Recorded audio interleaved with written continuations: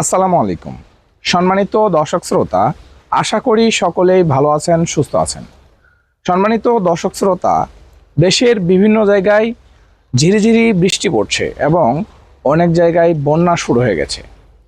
Even বর্তমানে আমি ভিডিওটি রেকর্ড করতে আসছি ঠিক এ সময় বৃষ্টি শুরু হয়ে গেছে। আমাদের দেশে আমন ধান চাষের একটি মৌসুম শুরু হয়ে গেছে এবং দেশের বিভিন্ন প্রান্তে অনেক কৃষকই ধান রোপণ করে ফেলেছে। দর্শক বন্ধুরা, আমরা যারা ধান চাষ করি, যারা কৃষক রয়েছি, আমরা প্রতিনিয়তই চাই আমাদের ফলন দ্বিগুণ হোক, ফলন ভালো হোক।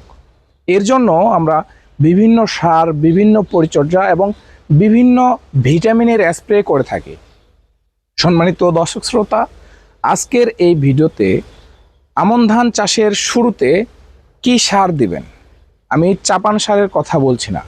আমন ধান চাষের শুরুতে কাদায় কি কি সার দিবেন এবং ধান রোপণ ঠিক কোনভাবে করবেন এবং কোন পদ্ধতিতে রোপণ করলে ধানের পরবর্তীতে মাজরা পোকা এবং কারেন্ট পোকার আক্রমণ হবে না, ঠিক এই দুইটি জিনিস নিয়ে আজকের এই ভিডিওতে বিস্তারিতভাবে আলোচনা করব। দর্শক, আর কথা না বাড়িয়ে চলুন বিস্তারিতভাবে আলোচনা শুরু করা যাক। আলোচনা শুরু করার আগে আপনারা যারা কৃষিকে ভালোবাসেন, কৃষি কাজের সাথে সম্পৃক্ত আছেন, তাদের কাছে একটাই রিকোয়েস্ট থাকবে, আমাদের চ্যানেলটি সাবস্ক্রাইব করে আমাদের পাশে থাকুন।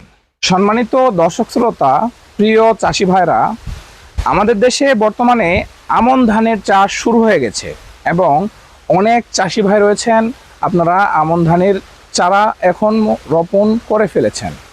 দর্শক, আমন ধানের চারা রোপণ করার আগে আপনারা একটি বিষয় ফলো করেন না, একটি পরিচর্যা নেন না।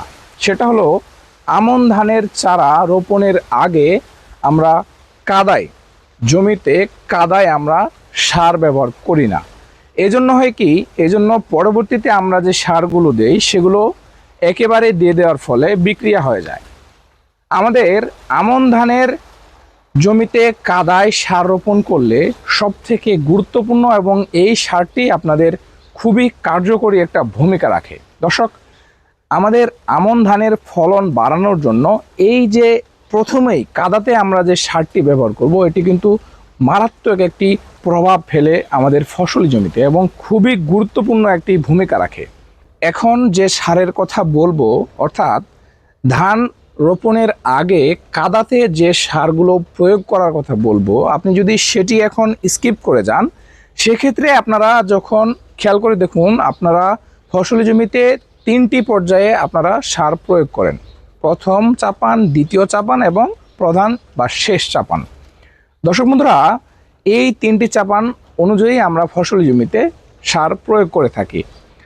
কিন্তু আমি যেটা বলছি সেটা হলো, এখন অর্থাৎ কাদায় যখন আপনারা এই সারটি স্কিপ করে যাবেন, তখন কিন্তু প্রথম চাপানে আপনারা সার প্রয়োগ করার সময় এই যে খাদ্যগুলো সেগুলো কিন্তু বিক্রিয়া করবে এবং আপনারা কিন্তু আশানুরূপ ফলন পাবেন না।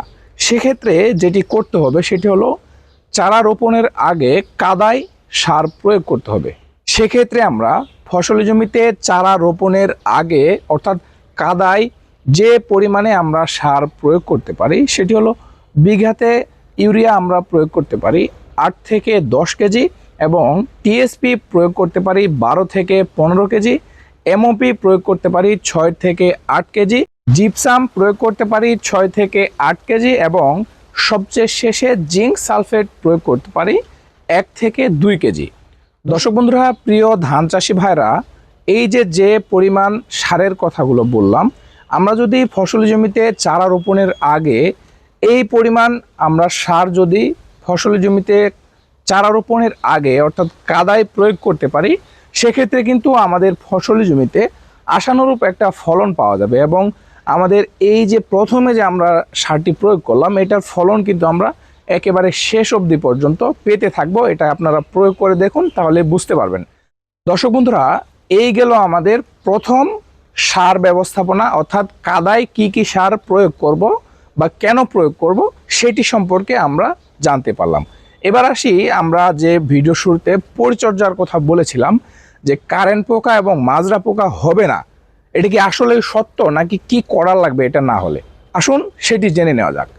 দর্শক বন্ধুরা, প্রিয় ধান চাষি ভাইরা, আমরা যারা ধানের চাষ করে থাকি, আমরা অনেকেই বর্তমান যুগ অনুযায়ী বা বর্তমান যে অনলাইন প্ল্যাটফর্ম থেকে আমরা অনেকেই হয়তোবা জানতে পেরেছি যে একটি পদ্ধতি রয়েছে লাইন লোগো পার্চিং।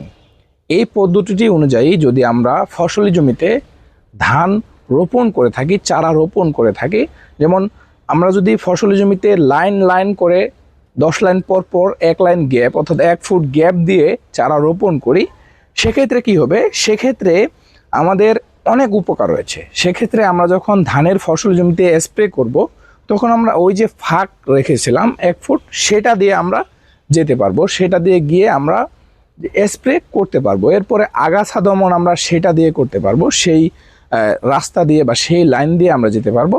এরপরে সবচেয়ে গুরুত্বপূর্ণ বিষয় সেটি হলো কারেন্ট পোকা কিন্তু ফসলের গাছের গোড়ার দিকে আক্রমণ করে। সেক্ষেত্রে আরেকটা বিষয় হলো কারেন্ট পোকা সূর্যের আলো সহ্য করতে পারে না বা দিনের আলো সহ্য করতে পারে না। যখন আপনার ফসলি জমিতে কারেন্ট পোকার আক্রমণ করবে এবং আপনি যখন এই পদ্ধতিটি করে রাখবেন, 10 লাইন পর পর 1 ফুট বা একটু বেশি ফাঁকা রাখবেন বা লাইন লঘু পদ্ধতিতে আপনারা চারা রোপণ করবেন, সেক্ষেত্রে কিন্তু সূর্যের আলো গাছের গোড়া পর্যন্ত যখন যাবে, তখন কিন্তু আপনার ফসলি জমিতে কারেন্ট পোকার আক্রমণ একেবারেই হবে না বা কম হবে। এরপরে আসি লাইন লোগো পার্চিং বা মাজরা পোকার কথা। মাজরা পোকা আপনারা কেন আক্রমণ করবে বা কিভাবে আপনারা দমন করবেন? দর্শক বন্ধুরা, আমরা ফসল জমিতে চারা রোপণের ঠিক 1 সপ্তাহ কিংবা 12 দিন বা 10 দিন পরে আমাদের ফসলি জমিতে সামান্য একটি কাজ করতে হবে বিনা পয়সায়। আমরা যারা গ্রামে চাষ করি, আমাদের কিন্তু টাকা লাগবে না সেক্ষেত্রে। সেটি হলো আমরা প্রতিটা জমিতে, আমাদের ধান চাষ করার প্রতিটা জমিতে আমরা বিঘাতে 6 থেকে 7টি কিংবা 7 থেকে 10টি লাঠি পুঁতে রাখবো। এভাবে সেটিতে কি হবে? সেটিতে পাখি বসবে, ফিঙে পাখি বা বিভিন্ন ধরনের পাখি বসবে এবং তারা আমাদের ফসলি জমিতে যে মাজরা পোকার কিরা অথবা ডিম, সেটি ওইখান থেকে বসে দেখবে এবং সেটি নিস্তেজ করবে। মাজরা পোকার কিরা ডিম ওই যে আমরা পার্চিং করেছিলাম সেটাতে বসে পাখিগুলো খেতে পারবে। এতে করে আমাদের ফসলি জমিতে মাজরা পোকা হবে না বা দমন করবে। যদি ডিম খেয়ে থাকে, সেক্ষেত্রে মাজরা পোকা কিন্তু বিস্তার লাভ করতে পারবে না। আরেকটি বিষয় সেটি হলো, এই যে আমরা পদ্ধতিটি করলাম, এটিতে কিন্তু আমাদের ক্ষতি নেই। অনেক কৃষক একটি ভুল ধারণা নিয়ে আছে, সেটি হলো যে আমরা 10 লাইন পর পর 1 লাইন ফাঁকা রাখবো, এতে তো আমাদের 1 লাইন ফাঁকা রাখলাম, এতে তো আমাদের চারার পরিমাণ কমে গেল, এখানে ফলন কম পাবো। এটি একেবারে ভুল ধারণা। আপনার মাজরা পোকা বা কারেন্ট পোকা যদি ফসলি জমিতে আক্রমণ করে, সেক্ষেত্রে কি পরিমাণ ক্ষতি হয় আপনারা বুঝতে পেরেছেন অলরেডি। তাই ওই ক্ষতি থেকে এই ক্ষতি কিন্তু কিচ্ছু না, বরঞ্চ এটি করলে আপনাদের উপকার। দর্শক বন্ধুরা, এই পদ্ধতিটি আপনারা অন্তত এবার আমার এই ভিডিও দেখে করে দেখুন। দর্শক, মাজরা পোকা, কারেন্ট পোকা কোন পদ্ধতিতে শুরুতেই দমন করতে হবে এবং আপনারা এই যে কাদায়, আমন ধানের চারা রোপণের আগে কাদায় কি কি সার প্রয়োগ করলে একেবারে শুরু থেকে শেষ পর্যন্ত দ্বিগুণ ফলন লাভ করা যাবে। অন্যথায় আজকের ভিডিওটির মূল উদ্দেশ্য হলো শুরু থেকে শেষ পর্যন্ত আমাদের ফসল জমির চারাগুলো স্বাভাবিক থাকবে, সতেজ থাকবে এবং শেষে গিয়ে আমরা ফসল হারভেস্টের সময় একেবারে ভালো উচ্চ লেভেলের ফলন পাবো, দ্বিগুণ ফলন পাবো। ঠিক এ সম্পর্কেই আজকে আমাদের ভিডিওটি হয়ে গেল। দর্শক, আপনারা কিন্তু পুরোপুরিভাবে বুঝতে পেরেছেন যে আমরা কি কি বলতে চাইতেছিলাম আপনাদেরকে। আমরা একটি জিনিস বলতে চাইলাম, যেটি হলো আমন ধানের চারা রোপণের আগে কাদায় যে পরিমাণের কথা বললাম, সে পরিমাণে আপনারা সার ব্যবহার করুন। দ্বিতীয় নম্বরে, আপনাদের ফসল জমিতে চারা রোপণের সময় লাইন লোগো পার্চিং LLP এই পদ্ধতিতে আপনারা চারা রোপণ করুন। সেক্ষেত্রে মাজরা পোকা, কারেন্ট পোকা অনায়াসে দমন হবে। দর্শক, আশা করি ডিটেলসে আপনারা বুঝতে পেরেছেন।